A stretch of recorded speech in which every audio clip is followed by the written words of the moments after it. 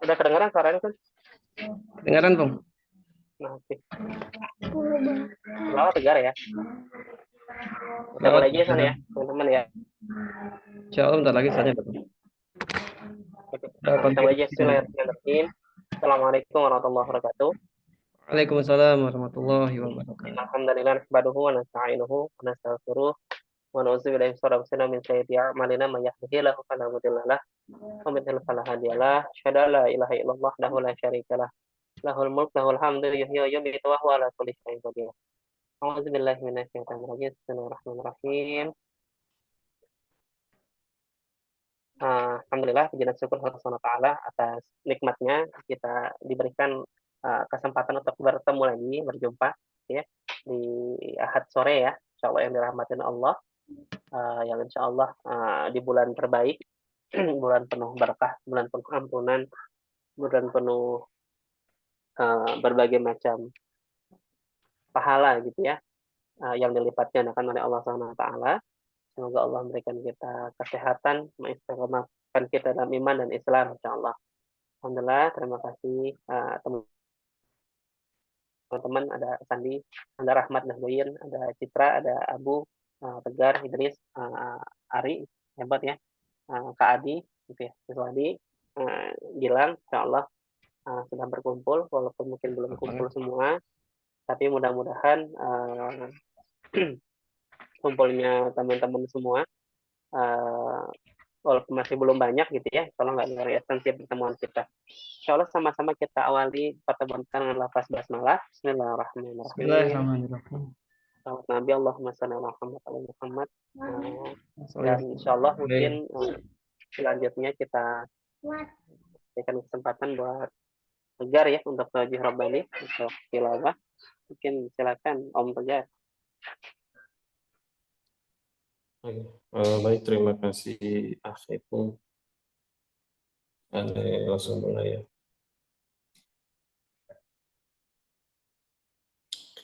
أعوذ بالله من الشيطان الرجيم بسم الله الرحمن الرحيم يا أيها الذين آمنوا لا يحل لكم أن ترثوا النساء كرها ولا تعضلوهن لتذهبوا ببعض ما آتيتموهن إلا أن يأتين بفاحشة مبينة وعاشروهن بالمعروف وإن كرهتموهن فعسى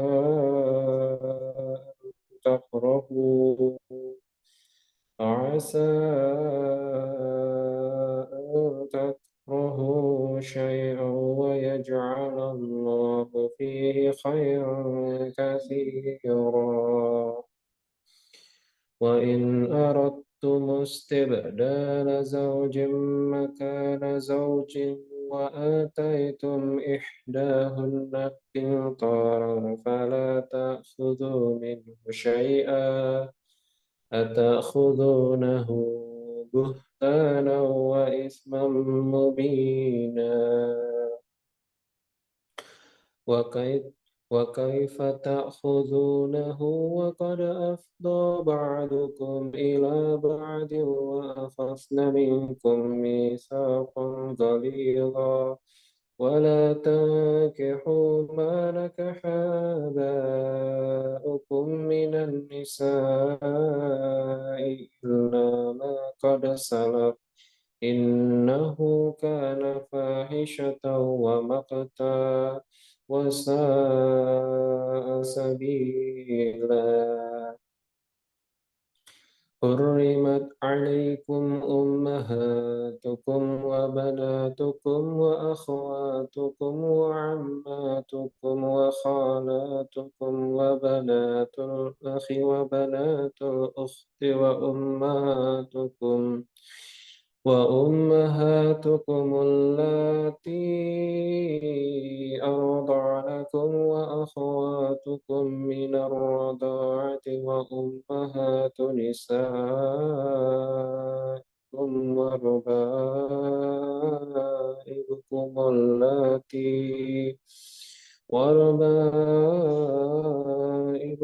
اللاتي في حجوركم من نسائكم اللاتي دخلتم بهن فإن لم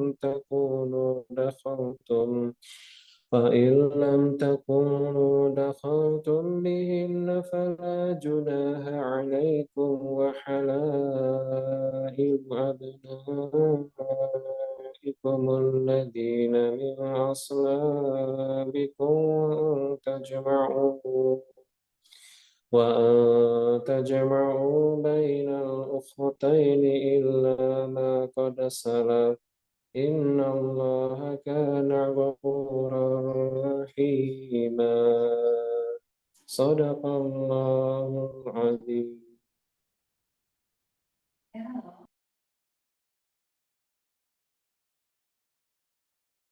Astagfirullahaladzim. Alhamdulillah dengan segala firman-Nya. Allah jazakumullah khairan. Om Tegar. Mau baca artinya nggak? Gar?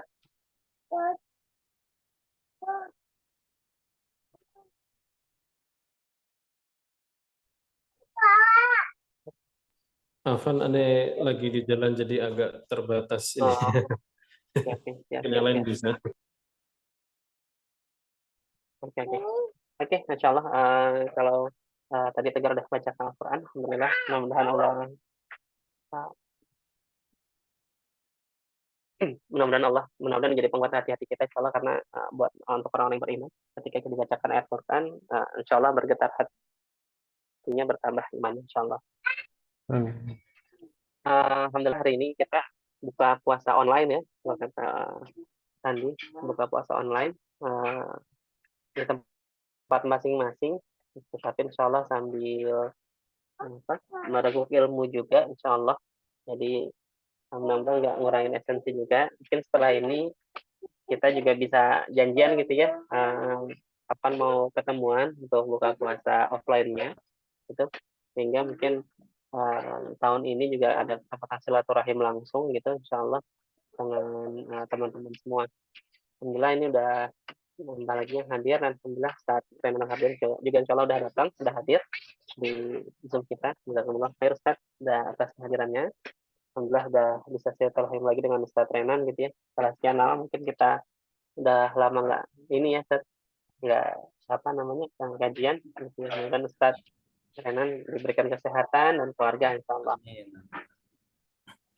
Ada Abu, ada Rahmat. Ini izin cek ombak dulu Ustaz, teman-teman Ustaz. Abu udah muncul ya, alhamdulillah.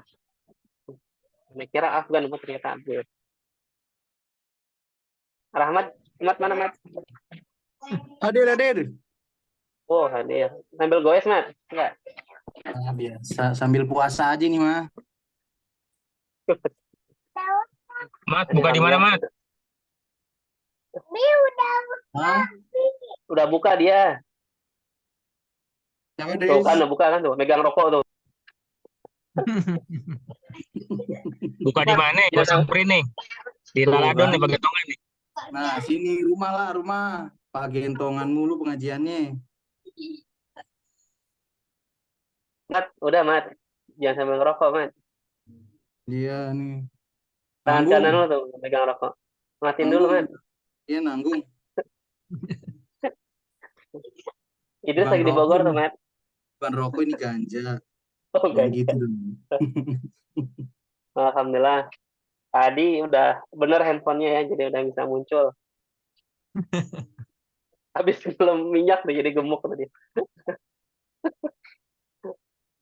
Alhamdulillah, Citra juga standby. Ya, celah. Idris lagi di jalan ya.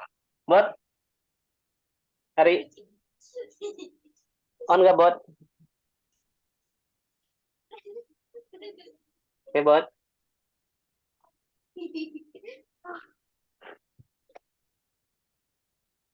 Masih belum muncul. Hari. Om Gilang, Om Gilang lagi mantau IKN kayaknya. Ya, hadir. IKN progres udah nyampe mana? Udah ntar pada 17-an di sini katanya. Oh, alhamdulillah. Di Kalimantan atau di Malang lah? Di Kalimantan. Oh, di Kalimantan. Nah, Angga juga udah hadir. Om Angga, Assalamualaikum. Waalaikumsalam. Masya Allah, alhamdulillah, Om Angga udah hadir. Insya Allah udah banyak yang hadir. Walaupun ada beberapa aktivitas, tapi insya Allah semuanya tetap nyimak gitu ya. Insya Allah di agenda kita hari ini, di kajian kita hari ini. Om Sani, kita mau langsung materi. Oke, Bang. Insya Allah dia hadir ya Kak Mas Renan ya. Oke. Ya, Ustaz Renan udah hadir. Insya Allah. Insya Allah tanpa berpanjang kala mungkin kita mulai untuk materi kita. Sekarang untuk Ustaz Renan. Persilakan ya. Jazakallahu khair Ustadz Saiful Bahri. Bismillahirrahmanirrahim. Assalamualaikum warahmatullahi wabarakatuh. Waalaikumsalam. Alhamdulillah hamdan katsiran tayyiban mubarakan fih kama yuhibbu rabbuna wa yardah. Wa asyhadu an la ilaha illallah wahdahu la syarikalah wa asyhadu anna Muhammadan abduhu wa rasuluhu la nabiyya ba'dah. Allahumma shalli wa sallim wa barik ala nabiyyina Muhammadin wa ala alihi wa ashabihi wa man tabi'ahum bi ihsanin ila yaumil qiyamah. Wa yaqulu rabbuna tabaraka wa ta'ala ya ayyuhalladzina amanu taqullaha haqqa tuqatih wa la tamutunna illa wa antum muslimun. Ya ayyuhalladzina amanu taqullaha wa qulu qawlan sadida yuslih lakum a'malakum wa yaghfir lakum dhunubakum wa man yuti'illaha wa rasulahu faqad faza fawzan 'azima. Amma ba'du fa inna asdaqal hadis kitabullah wa khairal huda Muhammadin sallallahu alaihi wa ala alihi wasallam wa syarrul umuri muhdatsatuha wa kullu muhdatsatin bid'ah wa kullu bid'atin dhalalah wa kullu dhalalatin finnar. Ikhwani fillah wa akhwati fiddin, teman-teman dari Fresh sekalian, sudah lama sekali berapa bulan kita dari terakhir pertemuan kita, dan ini merupakan satu momen yang Masya Allah Subhanahu wa Ta'ala tetapkan tanpa jauh hari kita ketahui bahwa kita akan ketemu lagi di momen-momen yang kita nantikan ini, bukan hanya karena kita bertemu di bulan Ramadan, karena memang yang kita nantikan adalah beberapa menit setelah ini, yaitu waktu berbuka. Jadi ini adalah salah satu dari waktu yang barokah, gitu ya, yang kita insya Allah akan manfaatkan untuk tanasuh. Bukan ta'alum, bukan taklim, bahkan ya kalau taklim itu mengajar, ta'alum itu belajar, ini tanasuh. Jadi di situ ada wazan tafa'alanya yang mungkin bisa menggambarkan sifat saling gitu ya, saling menasehati. Jadi sebagaimana yang sebelum-sebelumnya juga pernah kami sampaikan bahwa saya sendiri secara pribadi juga belajar banyak dari teman-teman di masing-masing tempat gitu, tentang bagaimana panjenengan ya antum sekalian saling bantu-membantu, saling peduli, saling menyapa satu sama lain dan membuat iri gitu. Karena di angkatan kami tampaknya sudah agak susah sekali gitu kalau satu pondok untuk ketemu itu. Nah, sore hari ini insya Allah kita akan memulai ya majelis kita, mungkin tidak panjang tapi insya Allah ini akan kita ambil istifadah ya, kita akan mengambil faidah atau manfaat dari apa yang akan kita diskusikan gitu. Jadi hari ini mungkin saya pilih lebih ke arah tazkiyatun nufus ya, bagaimana kemudian pentingnya kita memperbaiki hati kita, karena itu modal utama sebenarnya selain dari fisik dan mal ya, harta. Modal utama kita menjalani bulan Ramadan ini yang paling utamanya justru adalah sebenarnya kebersihan hati. Karena dengan kebersihan hati amalan-amalan kita itu bisa tajam gitu ya, bisa akurat. Bahkan satu puasa dengan puasa berikutnya itu bisa presisi gitu. Satu puasa dengan puasa yang lain setiap harinya itu akurat juga, akurasinya tinggi gitu.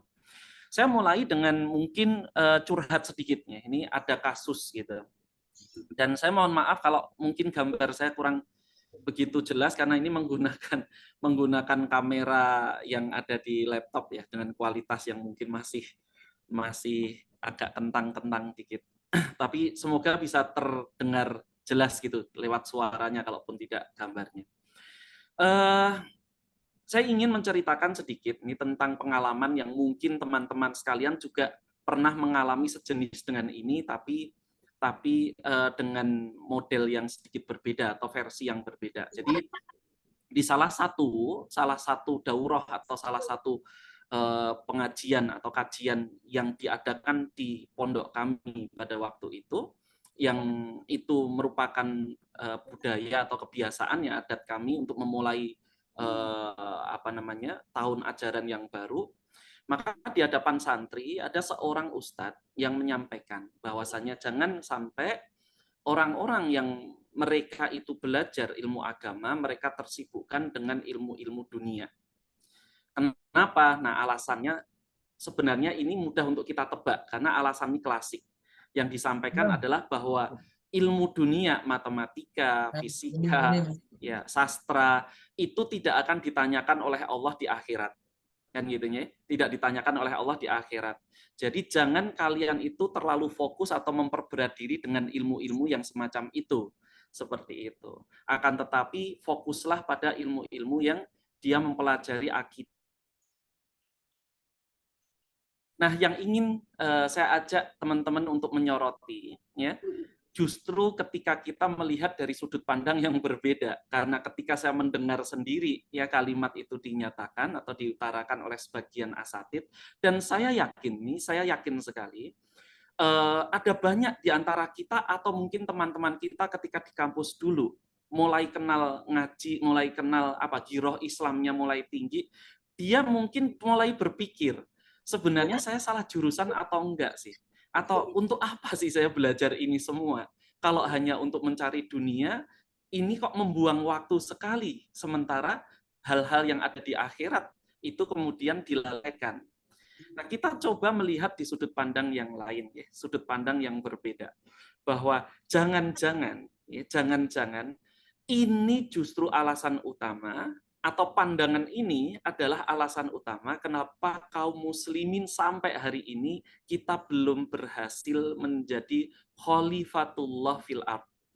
Di mana Allah Subhanahu wa taala hendak menjadikan kita ya Nabi Adam dan anak keturunannya itu sebagai wali Allah kan, wakil Allah untuk mengelola bumi. Nah, sementara orang-orang yang dia pemahamannya mungkin belum sempurna, kemudian menghalangi orang untuk mengelola bumi atau mengelola jagat raya ini sesuai yang Allah Subhanahu wa taala kehendaki. Dengan kalimat yang dibungkus mungkin indah, tapi ternyata ada racun di situ. Bahwasanya seakan-akan ilmu matematika, fisika gitu ya, kalau IPA ya, sosiologi, mungkin geografi atau ilmu apapun yang kita pelajari waktu dulu SMA ya atau di perkuliahan, itu seakan-akan menjadi sesuatu yang dalam urutan prioritas itu bukan hanya second position, bahkan itu sudah posisi yang seakan-akan kalau mempelajari itu orang menjadi menjadi tidak mulia gitu. Ya, karena dia seakan-akan mengabaikan perkara-perkara akhirat. Kemudian dibawakanlah ayat-ayat Allah, misal ketika disifati orang yang menguasai ilmu dunia itu ya adalah ciri-ciri orang-orang yang kafir. Sementara mereka wahum anil akhirati hum ghafilun. Adapun tentang perkara akhirat mereka lalai seperti itu. Tapi dari titik ini kita akan bermula bahwa benarkah yang seperti itu? Benarkah jangan-jangan pandangan inilah yang membuat kita tidak mampu untuk mengelola bumi atau alam ini secara sempurna sebagaimana yang Allah Subhanahu wa taala kehendaki. Sementara orang-orang barat yang justru mereka itu konsen dalam hal tersebut, mereka menggantikan posisi kita seperti itu. Nah, maka kita akan membahas satu bahasan yang mungkin saya beri judul secara khusus Ini mohon izin untuk share screen.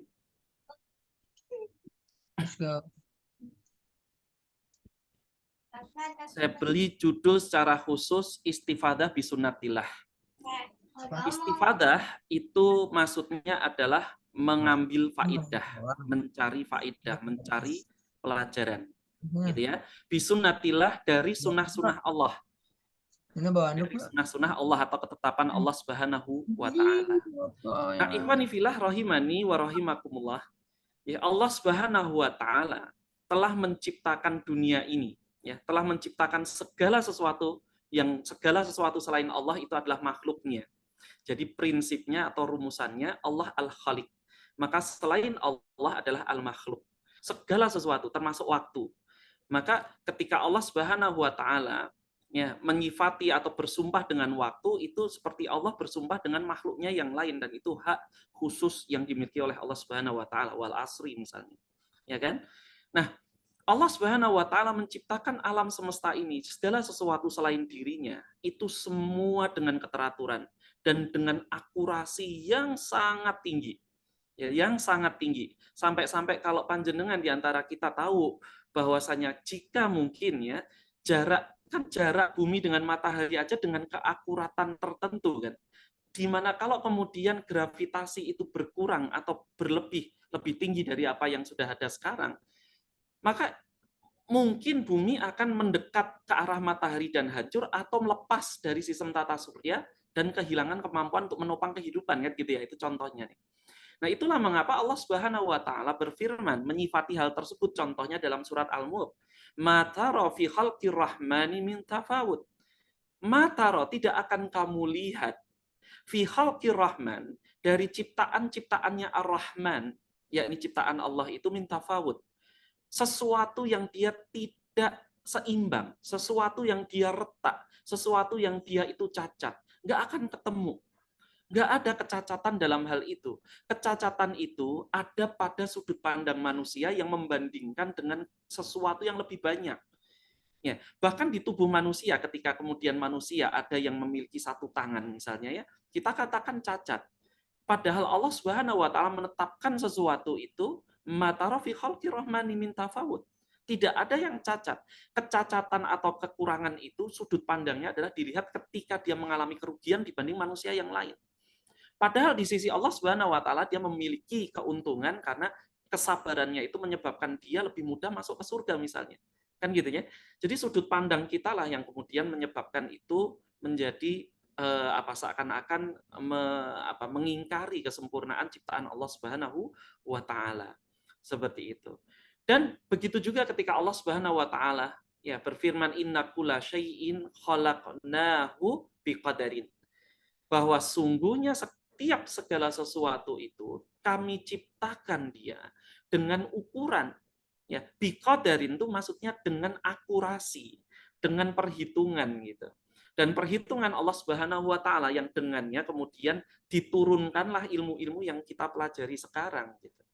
Jadi bisa dikatakan sebenarnya dikotomi ilmu itu adalah di sudut pandang manusia ketika Allah Subhanahu wa taala ya memberikan ilmu, baik itu ilmu ukhrawi, ya, ilmu diniyah maupun ilmu duniawi, ya, itu semua sumbernya berasal dari Allah Subhanahu wa taala. Dan hal ini menunjukkan bahwasanya ilmu Allah Subhanahu wa taala ya itu sangat luas dan sangat sempurna. Sempurna itu ada sangatnya enggak deh? Kalau sempurna itu kan berarti sudah mentok gitu ya. Kalau ada yang lebih dari sempurna ya berarti dia belum sempurna tuh. Kalau dikurangi namanya juga tidak sempurna. Jadi kalau sempurna itu sudah titik terbaik tuh. Ya, ibaratnya kalau kita tahu ya titik optimal gitu kan, lebih dari itu justru kurva normal itu akan menurun gitu. Kurang dari itu juga dia belum sempurna, belum sampai puncak seperti itu. Dan kesempurnaan ciptaan Allah Subhanahu wa taala itu menunjukkan kesempurnaan pengetahuan yang Allah Subhanahu wa taala miliki. Jadi ilmu Allah Subhanahu wa taala selain luas juga sempurna, mencakup segala sesuatu. Gitu. Ya di mana Allah Subhanahu wa taala ya menyifati hal tersebut gitu.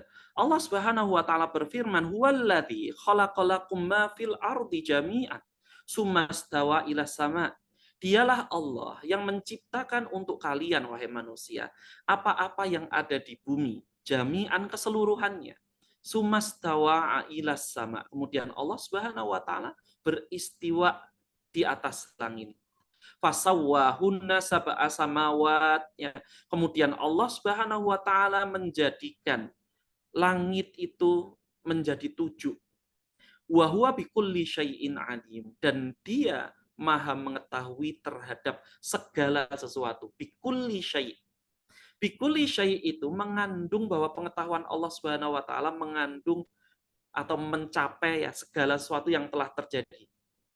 Baik, oke, ya, yang segala sesuatu yang sudah terjadi itu mungkin saja manusia banyak yang mengklaim bahwa mereka mempelajari ilmu sejarah dan bisa mengetahui apa yang telah terjadi di masa lampau.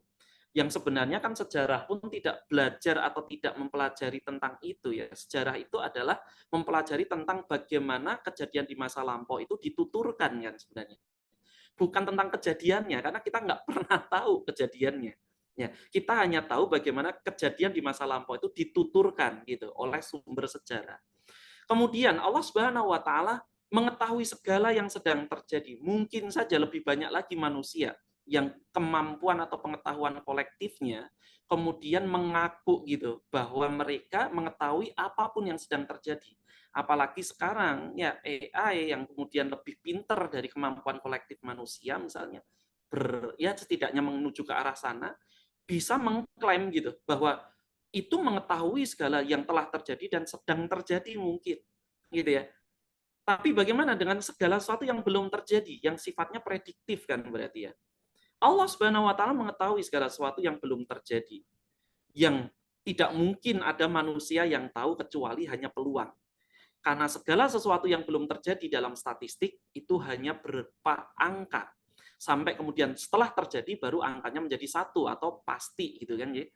Nah, itu pun mungkin ada orang yang dia dengan akurat dengan sistem tertentu mampu memprediksikan, tapi tidak ada yang mampu menyamai dalam pengetahuan yang keempat saya rasa. Bahwa Allah mengetahui segala sesuatu yang mustahil terjadi. Seandainya itu terjadi. Jadi Allah mengetahui apa-apa yang mustahil terjadi. Sekiranya itu terjadi, sedangkan manusia itu nggak mungkin karena nggak ada contohnya. Gitu. Di banyak tempat Allah Subhanahu wa taala menyifati yang demikian atau memberitahu yang demikian. Contohnya dalam surat Al-Anbiya. Ya. Dalam surat Al-Anbiya ayat 22, Allah Subhanahu wa taala berfirman, "Lau kana fihima ilaha ya, alihatan ilallahi, sekiranya ya di langit dan di bumi keduanya ketika Allah Subhanahu wa taala menyebutkan tentang langit dan bumi, fihima itu alihatan, ada sesembahan-sesembahan, ada Tuhan-Tuhan yang ilallah selain Allah Subhanahu wa taala, la fasadana, maka niscaya langit dan bumi itu akan hancur, akan binasa. Di mana kita tahu tidak mungkin atau mustahil ada Tuhan-Tuhan selain Allah. Tapi Allah tahu jika itu benar-benar terjadi, maka hancur bumi itu. Ya. Bumi itu akan hancur. Dan kita tahu bahkan ketika ya tidak ada Tuhan selain Allah, kemudian sesembahan yang sembah selain Allah Subhanahu wa taala mungkin ada banyak. Kita tahu bahwasanya orang-orang Nordik dengan orang-orang Yunani misalnya memiliki sistem ketuhanan yang agak berbeda nih. Misalnya mereka yang satu itu menyembah yang tertinggi apa tuh kalau di Nordik ya dewanya? Odin misalnya ya, Odin gitu. Yang satu Zeus gitu. Kemudian nanti terjadi kemudian peperangan kan gitu, sampai mereka itu membayangkan karena tidak terima gitu ya. Nah, nanti dewaku akan tempur tuh dengan dewamu. Kemudian akan terjadi peperangan gitu ya. Nah, siapa yang ngambil keuntungan di dalam cerita ini? Ya kita tahu MCU yang mengambil keuntungan ya kan, yang nanti kemudian akan muncul tuh mungkin berikut-berikutnya di fase berikutnya gitu. Bagaimana dewa-dewa itu mengalami peperangan. Ya, tapi bukan itu yang akan kita bahas. Yang akan kita bahas menunjukkan bahwasanya Allah Subhanahu wa taala, ya sebenarnya Allah Subhanahu wa taala mengatur alam semesta ini dengan keteraturannya melalui sesuatu yang kemudian kita kenal dengan sunnatullah. Sunnatullah inilah sesuatu yang sebenarnya sedang kita pelajari ketika kita belajar ilmu-ilmu duniawi. yang it's mean itu juga berasal dari Allah juga. Namanya saja sunatullah, masa dari syaitan? Kan nggak mungkin. Ya. Lihat bagaimana Allah Subhanahu wa taala menyebutkan sunatullah dalam surat Al-Fat ayat 23. Setelah Allah Subhanahu wa taala menyebutkan bahwasanya orang-orang kafir mustahil menang terhadap orang-orang beriman. Orang-orang beriman itu selalu mendapatkan pertolongan.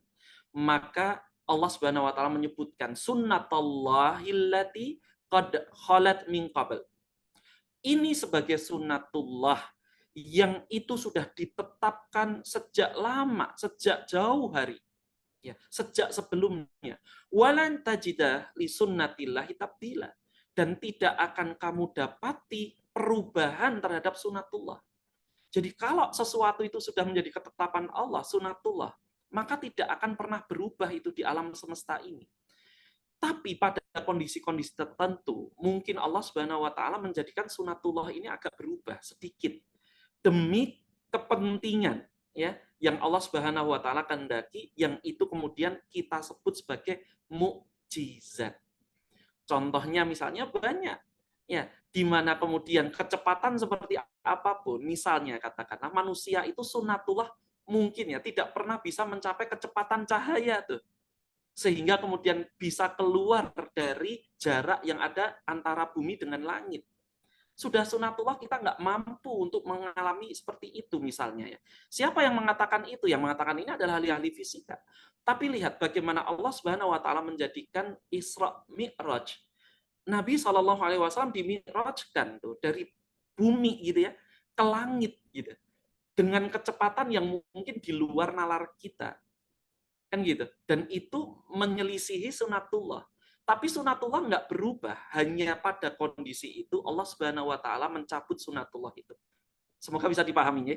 Jadi sunatullah itu tetap tuh bahwa kemudian kalau kita itu dalam kecepatan cahaya kita berubah jadi energi misalnya kan gitu ya kalau orang-orang fisika. Dan Nabi SAW apakah dengan kecepatan cahaya yang dimana kalau kecepatan cahaya itu dicapai pun mustahil Nabi SAW itu dalam waktu setengah malam gitu ya, setengah malam dari bumi sampai ke batas langit kan gitu kan. Kenapa? Karena kecepatan cahaya sampai batas alam semesta saja sekian miliar tahun gitu kan dalam kecepatan cahaya. Nah, ini menunjukkan mukjizat gitu. Nah, yang kita pelajari adalah ilmu-ilmu duniawi yang terkait dengan sunnatullah. Jadi sunnatullah itu adalah ketetapan Allah Subhanahu wa taala yang Allah jadikan untuk menjalankan, untuk menjaga keteraturan alam semesta ini. Dan sunatullah yang ada itu merupakan bukti-bukti bahwa Allah Subhanahu wa taala menjaga, menciptakan, menjaga, mengatur dunia ini dengan keteraturannya. Dan tidak akan kita dapati walan taji dari sunatillahi tabdila. Tidak akan kita dapati dalam sunnah Allah itu perubahan. Dan contoh-contohnya sangat banyak kalau dalam ilmu-ilmu di dunia ya, contohnya misalnya bagaimana Newton ya merumuskan universal law of gravitation, misalnya gravitasinya Newton yang kemudian nanti muncul muncullah Einstein setelah ratusan tahun kemudian ya dengan relativitas umumnya gitu yang kemudian memperbaiki kan atau kemudian memberikan alternatif untuk hukum gravitasi itu. Atau di IPS ya saya sampaikan. Ini karena IPA terus yang disebutkan, nah saya masukkan IPS juga di challenge and response theory gitu yang dirumuskan oleh Arnold Toynbee. Ini juga merupakan sunatullah di mana kemudian Allah menjadikan terbentuknya budaya itu akibat dari tantangan yang ada di alam gitu ya. Tantangan alam memunculkan bentuk budaya yang khusus seperti itu. Yang itu pun sudah embrionya sudah dijelaskan tuh oleh Ibnu Khaldun gitu kan di dalam kitab beliau Al-Muqaddimah. Nah, kemudian Toynbee kan pengagumnya gitu ya sehingga kemudian merumuskan teori yang kurang lebih dikembangkan sama. Nah, hari ini insya Allah kita akan membahas contohnya sedikit aja nih mungkin ya sambil kita ambil faedah supaya nanti cukup kalau bisa mau didiskusikan. Ya. Jadi tentang sunatullah yang pertama yang akan kita mungkin ambil contohnya, contoh sunatullah nih yang pertama, kullu saminin qalilun. Ya, sunatullah yang pertama bahwasanya kullu saminin qalilun. Bahwa segala sesuatu yang istimewa itu pasti qalilun, jumlahnya nggak banyak. Qalil itu jumlahnya sedikit. Allah telah menjadikan segala sesuatu yang spesial, itu pasti jumlahnya sedikit. Ya, kita tahu logam mulia itu menjadi mahal karena dia selain memiliki sifat yang stabil, yang dia tidak teroksidasi, dan jumlahnya sedikit gitu. Kebayang kalau emas dan perak itu jumlahnya seperti kerikil di dunia ini, maka nggak mahal, nggak akan jadi mahal dong. Yang menjadi mahal, kullu samin, samin itu mahal artinya berharga gitu. Ya, kita katakanlah istimewa ini ya. Ini kalimat saya sih sebenarnya, kullu samin qalilun. Bahwa setiap yang mahal, yang istimewa itu jumlahnya pasti sedikit. Ya. Itulah mengapa ketika Allah Subhanahu wa taala menyebutkan tentang hamba-hambanya yang istimewa, konteksnya pasti sedikit. Dan sebaliknya, ketika Allah Subhanahu wa taala menyifati ya, yang mayoritas atau jumlahnya banyak di dalam Al-Qur'an, itu konteksnya pasti negatif. Menawi panjenengan, jika anda-andanya panjenengan antum itu tidak percaya dengan perkataan saya, silahkan monggo kita diskusikan, cari ayat di dalam Al-Quran yang menyebutkan tentang mayoritas dan itu positif. Ya. Yang mudah kita temukan nih contohnya misalnya ketika Allah Subhanahu wa taala menyebutkan tentang nikmat-nikmatnya, anugerah Allah Subhanahu wa taala kepada umat manusia. Kemudian Allah tutup dalam surat Ghafir. Ya, dalam surat Ghafir ayat 61 kalau tidak salah. Allah Subhanahu wa taala kemudian menyebutkan walakin aksarun nas ya, walakin aksarun nas la yashkurun. Akan tetapi mayoritas manusia itu tidak bersyukur. Di ayat yang lain Allah Subhanahu wa taala menyebutkan kepada Rasul sallallahu alaihi wasallam, wa in tuti aksara man fil ardi yutiluka an sabilillah.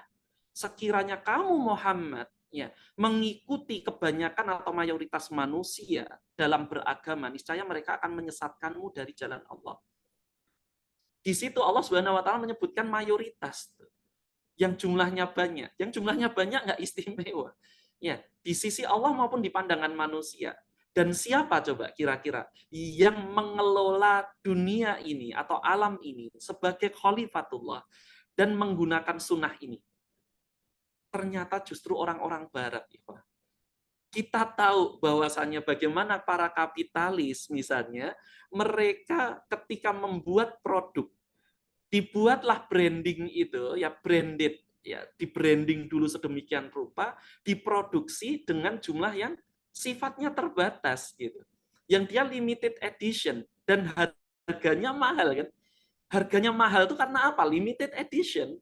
Gitu. Coba kalau dia tidak unlimited edition misalnya, dia tidak terbatas di ini ya, di apa namanya, dipasang patok harga mahal, ya hanya jadi lelucon bagi kita. Semisal apa yang sekarang lagi viral itu, gelangnya Balenciaga ya, gelangnya saya kurang tahu apakah itu benar atau tidak. Yang saya tahu itu baru FYP itu, balon apa gelangnya yang dikeluarkan Balenciaga yang bentuknya seperti apa selotip ya, selotip. Yang kalau kita beli itu di toko apa alat tulis ATK mungkin harganya hanya sekitar belasan ribu gitu, dan dia keluarkan katanya konon di atas 50 juta gitu dengan merek Balenciaga dan digunakan untuk gelang. Nah, salah satu yang teknik yang mereka gunakan adalah jumlahnya sedikit kan gitu kan. Dan mobil-mobil pun banyak sekali saya rasa produk yang lain itu mereka menjadi berharga karena jumlahnya diproduksi sedikit. Maka ini adalah sunatullah yang harusnya kita rebut. Pengetahuan ini yang kemudian digunakan oleh kaum muslimin. Bagaimana mungkin kita bisa mengelola bumi ini sesuai dengan apa yang dikehendaki oleh Allah Subhanahu wa taala jika kemudian ilmu-ilmu duniawi itu disingkirkan hanya karena alasan kemudian dia nggak ditanyakan di akhirat gitu. Ya kalau seperti itu, ilmu-ilmu fikih pun nggak akan ditanyakan oleh Allah di akhirat sebenarnya. Yang ditanyakan itu adalah tentang kualitas sholatnya, kan gitu. Apakah dia sholat ataukah tidak? Tidak akan ditanya tentang pembatal sholat apa saja. Ya, coba saya tanya misal, apa saja merupakan rukun sholat? Wah, susah itu. Ya, kita nggak ditanya tentang itu. Yang ditanya itu apakah kita menunaikan sholat, mendirikan sholat ataukah tidak. Ini yang pertama. Kita ambil contoh yang kedua, ya, likulli awalin akhirun. Ya, salah satu dari sunatullah adalah bahwasanya setiap awal itu pasti ada akhirnya. Ya. Setiap awal itu pasti ada akhirnya. Dan ini adalah sesuatu yang sudah paten kita tahu, dan mungkin kita sekarang ya saling mengingatkan bahwa ini adalah sunatullah. Sunatullah ini tidak mungkin berubah. Tidak ada sebuah awal yang nggak ada akhir. Ingat sekali lagi ya, sunatullah itu adalah perangkat yang Allah Subhanahu wa taala jadikan untuk mengelola bumi ini, dunia ini. Tentu ketika dunia ini berakhir, nanti di akhirat, artinya ketika kiamat, maka sunatullah itu tidak berlaku lagi. Ya, sunatullah itu tidak berlaku lagi. Sehingga kita tidak usah berbicara tentang gravitasi itu ketika sudah kiamat. Mungkin ada orang yang menggunakan teori, kalau gravitasi itu benar, terus gimana nanti? Di padang mahsyar, setiap orang akan tenggelam dengan keringatnya masing-masing. Ada yang semata kaki, ada yang sepaha, ada yang sedada, bahkan ada yang menutupi hidung. Nah, apakah kemudian padang mahsyar itu cekung-cekung gitu ya, sehingga orang itu kedalamannya beda-beda, sehingga tenggelamnya bisa beda-beda, karena air itu akan permukaan air itu selalu sejajar gitu kan, artinya mendatar gitu. Nah, mendatarnya permukaan air itu kan karena gravitasi yang merupakan sunatullah. Nanti ketika kiamat kita nggak akan membicarakan itu lagi karena sunatullah itu sudah selesai. Tapi selama kita di dunia, sunatullah Allah jadikan agar kemudian kita bisa mengelola bumi ini dengan baik. Contohnya likuli awalin akhirun. Istifadah dari ini adalah mengambil pelajaran ketika kita ditimpa musibah. Justru orang-orang barat yang mereka memiliki pernyataan yang indah. Ya, bahwa this too shall pass. Bahwa setiap seberat apapun yang kita alami di dunia ini pun akan berakhir. Ada titik akhirnya. Kenapa kok justru ya ini muncul karena ketika saya sedang dalam perjalanan, ada kecemburuan gitu. Kenapa banyak sekali hukum-hukum alam, hukum-hukum yang merupakan sunatullah, itu justru tercetus dari pemikir-pemikir yang di luar Islam gitu. Sedih. Bahkan sebagian kaum muslimin justru malah menghalangi kaum pemuda atau anak-anak yang mereka semangat untuk mempelajari itu menjadi kemudian mengabaikannya gitu, karena tidak ditanyakan di akhirat alasan yang klasik, dan saya rasa Allah tidak menghendaki alasan tersebut. Ketika kita ditimpa musibah, sabarlah. Karena semua itu pasti ada akhirnya, termasuk Ramadan ini. Ramadan ini bukan musibah, tapi ketika sudah berawal, pasti ada akhirnya. Ramadan itu pasti di antara 29 atau 30 hari. Nggak mungkin lebih dari itu. Ini yang dinyatakan oleh Allah Subhanahu wa taala ketika Allah berfirman, ya ayyuhalladzina amanu kutiba alaikumusiyam kama kutiba alal ladzina min qablikum la'allakum tattaqun. Kemudian Allah langsung lanjut di ayat berikutnya, ayyaman ma'dudat. Semua itu, kewajiban puasa itu di bulan Ramadan itu ayyaman ma'dudat, pada hari-hari yang berbilang. Ma'dudat. Ya, ma'dudat itu artinya berbilang, dapat dihitung gitu. Tidak selamanya. Justru kalau Ramadan itu selamanya sepanjang tahun, mungkin ya, di awal kita ngebayang enak banget. Tapi lihat, sesuaikan dengan yang ada di poin pertama tadi, sunatullah yang pertama.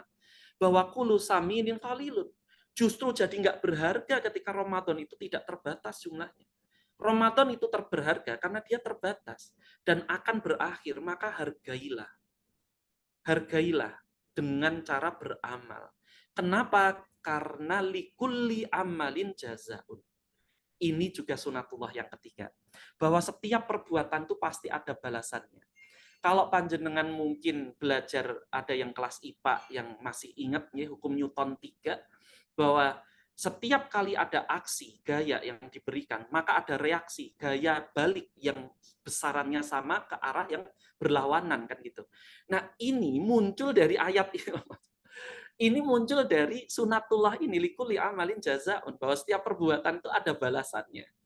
Bahkan Allah Subhanahu wa taala menetapkan itu di ayat yang kita sudah hafal semua. Faman ya'mal mitsqala dzarratin khairan yarahu wa may ya'mal mitsqala dzarratin syarran yarahu. Barang siapa yang dia beramal meskipun kecil, dia akan melihat balasannya. Beramal solih dia melihat balasannya, beramal buruk pun dia pasti akan melihat balasannya meskipun kecil. Maka ya, dengan demikian besar atau kecil balasan itu konsekuensinya ya, Kalau kita itu ingin balasan yang baik dengan mengenal 3 sunatullah tadi, maka berbuatlah baik, jangan diam. Meskipun sekecil apapun, pasti ada impact-nya. Apalagi kalau kita tahu tentang chaos teori misalnya, bahwa sebuah aksi yang kecil, itu mungkin dampaknya menjadi besar di sistem yang lain. Gitu. Kemudian jika tidak ingin balasan yang buruk, maka berhentilah dan jangan berbuat buruk. Berhentilah dari perbuatan yang buruk. Jangan dilanjutkan gitu. Wong nggak pingin balasan yang buruk kok masih lanjut. Ya bertaubatlah. Ini konsekuensi dari sunatullah sebenarnya kan. Dan jika ingin balasan yang besar, maka pilihlah amalan yang dikabarkan keutamaannya besar oleh Allah maupun Rasulnya Shallallahu Alaihi Wasallam. Karena saya rasa ini ada kuadran amal nih yang Bro Sandi, ya Ustadz Sandi, nanti mungkin di kesempatan yang lain coba beliau ditanya itu tentang kuadran amal. Ya, ada amalan yang kecil balasannya gede tuh, pernah dulu disampaikan. Kalau tidak salah oleh Ustadz Aslam. Ya. Kemudian yang keempat, jika ingin dipermudah maka semangatlah beramal, karena impact-nya pasti ada. Walladzi najahadu fi lanahdiyannahum subulana. Ya. Dari ayat ini kita tahu bahwa orang yang bersungguh-sungguh di jalan Allah, dia pasti akan diberi petunjuk ke arah jalannya. Dan ikhris alama yang fauk wasta'in billah wala ta'jiz. Bersemangatlah dalam perkara-perkara yang bermanfaat padamu, ya, untukmu, dan jangan merasa lemah. Ya. Alhamdulillah aku qouli hadza wa astaghfirullah li wa lakum wa lisairil mu'minin fastaghfiruhu innahu wal ghafurur rahim. Ya. Mungkin agak ngebut ya. Ternyata di sini sudah bunyi alarmnya. Ya Ustadz Sandi. Monggo kalau mungkin ada satu atau dua yang ingin didiskusikan, saya persilahkan. Baik, Ustaz. Jazakallah khair, Kak Enes. Jangan sampai berbuah soalnya ya. Soalnya sana udah Ya. kayaknya Pung. Jadi Oh, Masya Allah, Masya Allah. Iya, Ustaz. Di Jogja, Ustaz, ya? Nggak apa-apa. Kalau masih ada yang mau bertanya nggak apa-apa. Saya minta diambilkan aja. berbuka nggak apa-apa ya. Kawan-kawan Nggak silakan. Iya, apa-apa. Silakan. Ustaz, udah di Jogja, Ustaz, ya? Nah, betul. Saya di Yogyakarta. Khair, Ustaz. Selamat berbuka untuk materi. Khair, alhamdulillah tadi, subhanallah, sebenarnya materi daging semua gitu tadi ya. Kita dikasih gambar mengenai sunatullah ilmu, bagaimana bahwa ilmu Allah tuh luas gitu ya, bukan hanya perkara-perkara agama gitu ya, tapi juga perkara-perkara pengetahuan luas gitu ya, yang memang sebenarnya ini jadi bagian dari Ghazul Fikr juga gitu ya, bahwa di 100 tahun terakhir atau di 150 tahun terakhir ya, kita memang mengalami kemunduran yang luar biasa gitu ya di Indonesia, di dunia. Kita disekat-sekat gitu ya oleh ini ya, disekat-sekat oleh kapitalis gitu ya, oleh sekularisme dan sebagainya, sehingga kita menjadi kerdil gitu saat ini. Nih Fatimah, insyaallah silakan kalau ada yang mau didiskusikan atau ditanyakan, mungkin satu aja gitu ya Om Sandi ya, karena Satrana juga sambil buka ya. Silakan teman-teman dan diskusikan.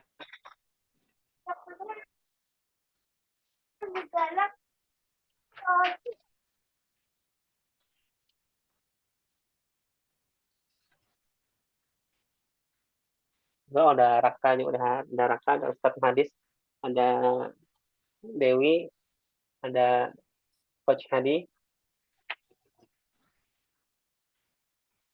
sudah pada hadir. Silakan jika ada yang mau tanyakan.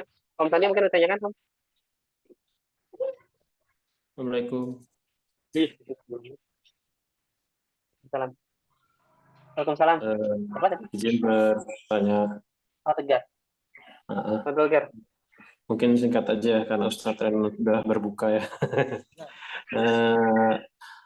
Mau bertanya, kadang kan kita perlu berbuat baik. Kadang tuh ternyata ketika berbuat baik, kadang kita apakah perlu menunjukkan perbuatan baik kita kepada orang lain, Ustadz? Karena mungkin beberapa dari kita juga sudah pernah mengalami gitu ya, kita berbuat baik pada orang secara sembunyi-sembunyi, tapi mungkin ya orang tersebut jadi tidak tahu dan mungkin jadi tidak malah jadi memusuhi gitu, atau menganggap kita tidak pernah membantu dia gitu. Nah, kira-kira Dan itu kan kadang khawatir agak beda tipis dengan riya gitu ya, dengan pamer gitu ya. Nah, mohon pencerahannya Ustadz Renan. Terima kasih. Ya, bismillahirrahmanirrahim. Pertanyaan yang bagus sekali ya ini karena berkaitan dengan ujian keikhlasan mungkin ya tentang amal soleh. Jadi secara umum ya, mungkin kaidahnya secara umum bahwasanya amal soleh itu dinilai dari keikhlasan. Ya, amal soleh itu dinilai dari keikhlasan dan juga itibaknya pada Nabi Shallallahu Alaihi Wasallam. Tapi konteks yang sedang kita bahas adalah yang tentang keikhlasan. Ini yang pertama. Kemudian amalan itu dipuji oleh Allah Subhanahu Wa Taala di banyak tempat, baik yang dilakukan secara terang-terangan maupun sembunyi-sembunyi. Jadi baik terang-terangan maupun sembunyi-sembunyi, Allah Subhanahu Wa Taala Maha mengetahui apa yang kita lakukan. Ini menunjukkan bahwasannya hal tersebut semua akan dibalas oleh Allah Subhanahu Wa Taala, ya, baik terang-terangan maupun sembunyi-sembunyi. Nah, sekarang sembunyi-sembunyi yang dimaksud ini kepada manusia. Jadi pada asalnya amalan-amalan itu jika memang itu mampu untuk pertama membantu dia lebih ikhlas dengan sembunyi-sembunyi, maka lakukanlah dengan sembunyi-sembunyi. Yang kedua, jika memang itu tidak memunculkan prasangka buruk. Nah, nanti kita contohkan. Karena ada amalan-amalan yang justru sebagian ulama menyatakan bahwasanya sebaiknya dilakukan secara terang-terangan. Contohnya apa? Contohnya adalah amalan-amalan yang sifatnya wajib. Amalan-amalan yang sifatnya wajib, maka dia mungkin lebih baik jika dilakukan secara terang-terangan. Sehingga tidak memunculkan prasangka buruk dari orang lain bahwa orang tersebut lalai terhadap perkara yang wajib. Misalnya sholat 5 waktu. Sholat 5 waktu secara berjamaah dengan sendirian. Kita tahu keutamaannya jelas lebih besar secara berjamaah. Salah satu dari hikmahnya adalah ketika berjamaah orang tahu bahwa kita melaksanakan sholat 5 waktu. Coba kalau dia tidak sholat berjamaah. Orang nggak tahu tuh, bahkan tetangganya sendiri itu nggak ngerti sampai ketika sholat id, loh ternyata sholat id selama ini ternyata muslim gitu.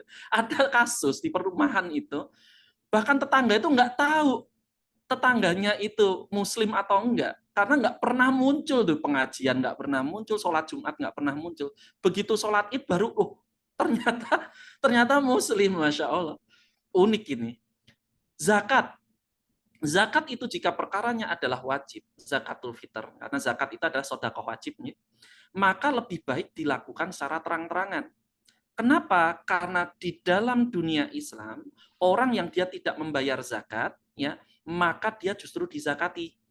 Kemungkinan besar ketika dia muslim dan dia nggak membayar zakat, berarti dia adalah orang yang termasuk fakir miskin kan gitu. Karena kan wajib zakat itu salah satunya adalah ketika dia mampu. Kan? Ketika dia kok nggak membayar zakat padahal muslim, berarti dia fakir miskin, berarti dia justru menjadi orang yang berhak mendapatkan zakat. Nah, maka membayar zakat sebaiknya terang-terangan, jangan sembunyi-sembunyi dalam hal ini.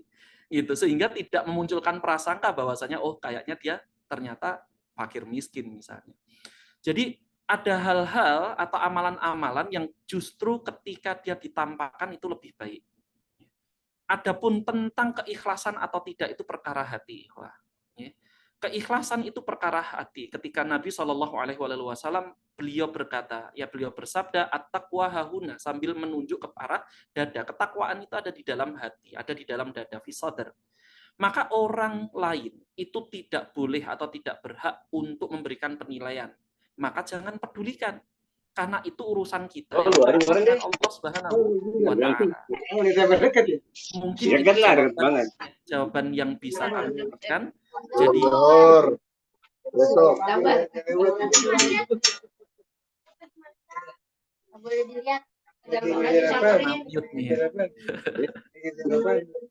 ya, mungkin itu yang bisa saya berikan berupa jawabannya. Semoga bisa dipahami. Ya.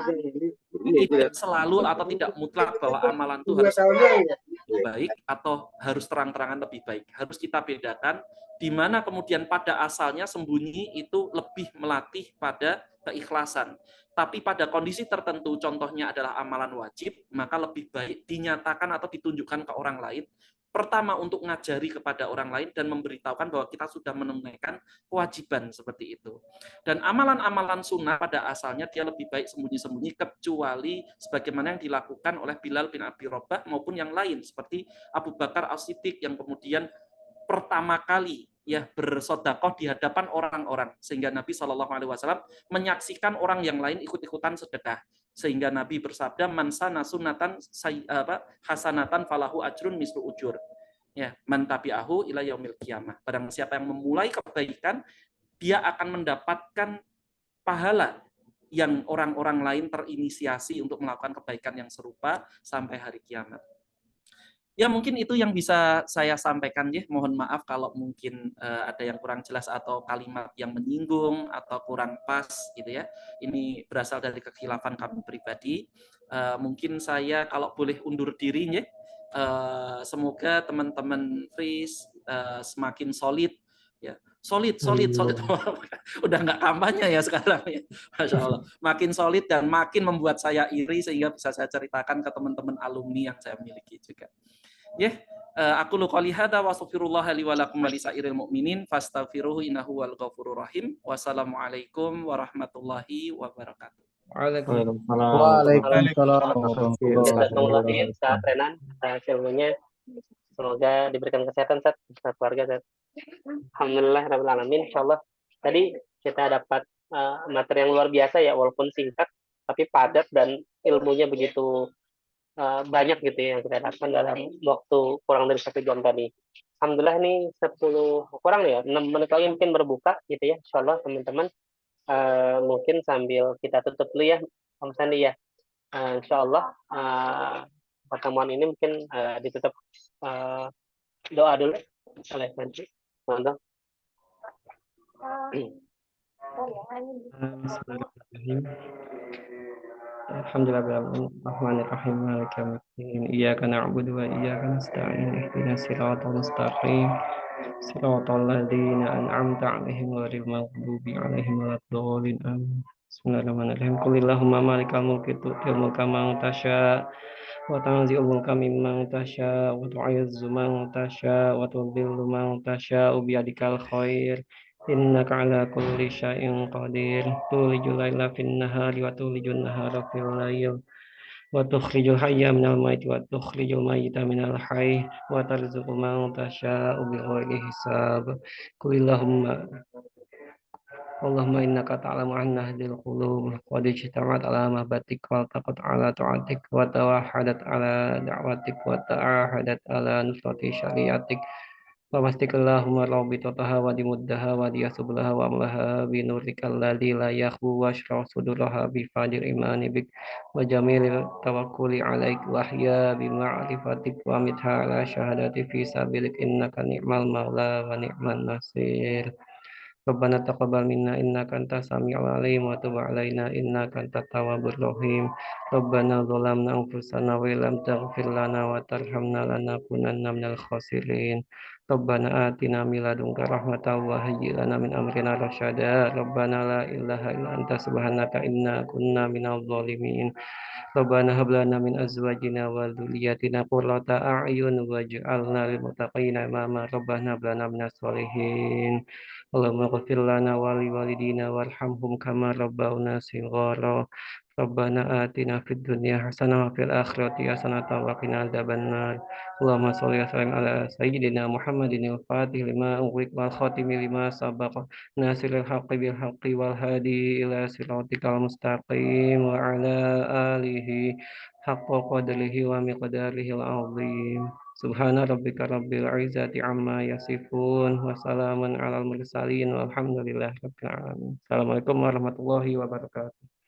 Waalaikumsalam warahmatullahi wabarakatuh. Alhamdulillah Sandi. Insyaallah alhamdulillah kita sudah menyelesaikan ya kajian kita di sore hari ini. Kita tinggal menunggu berbuka ya sekitar 5 menit lagi. Insyaallah teman-teman mungkin sebar-sebar ya insyaallah posisinya. Om Kemot udah on cam nih gitu ya. Ahmad Foto-foto. Menteri. Teman-teman yang lain juga tadi ada tambahan yang gabung ya, ada Hadi, ada Dewi, ada Hadis, ada Raka, ada Ima ternyata, alhamdulillah juga udah datang Ima, dan insya Allah yang hadir alhamdulillah 16 orang ya, gitu ya. Foto-foto bang, Tadi udah buka kamera nih. foto-foto ya. Siapa nih? Muhammad Yang lagi pakai di sawah laptop nih enggak? Muhammad nih. Masya Allah. Pinggiran Mohon tol. oke. Abu Ustaz Hadis sakit, Ustaz Hadis. Ya sedikit saat itu. Ya flu aja kok. Mantap Raka lagi Raka. luar takjil, Raka. Raka lagi buka tajil tuh. Lang, Rahmat lagi di kalimat kebun tuh Rahmat. kayak gimana Lang dilihat kita Lang? Gila udah buka kayaknya tadi. Mau foto dulu. Siapa bisa bang? Ada yang bisa foto nggak? Ada pakai handphone. Bisa nanti gua bentar. Hebat ya? Screenshot aja ya. Ya, buat. Oke, buat. Minta screenshot ya. 1, 2. Gelap banget. Selamat. Oke.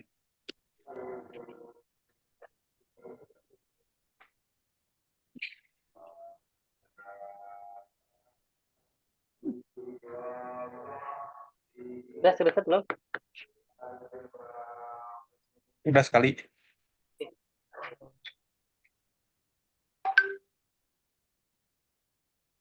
Ya, alhamdulillah, insyaallah. Mudah-mudahan kita mau follow up offline nggak ini, teman-teman? Kenapa? Sekarang mungkin bisa ketemuan nanti pas itikaf mungkin. Boleh. Kita janjian itikaf. Iya pak. Udah azan bang? Ya, oke, udah azan ya. Insyaallah kita ponakan penutupnya dengan alhamdulillah rabbil dan doa penutup majelis. Subhanakallahumma wa bihamdika asyhadu an la ilaha illa anta astaghfiruka wa atubu ilaik. Terima kasih teman-teman atas kehadirannya. Insyaallah tutup. Assalamualaikum warahmatullahi wabarakatuh. Selamat berbuka bagi yang berpuasa. Warahmatullahi wabarakatuh. Terima kasih Sandi. Terima kasih Pak Idris. Terima kasih teman-teman. Terima kasih teman-teman. Sandi, terima kasih. Bu, makasih. Sama-sama. Sama-sama. Assalamualaikum. Terima kasih ya. Mas, Bogor hujan. Ada maghrib ya? Maghrib bang.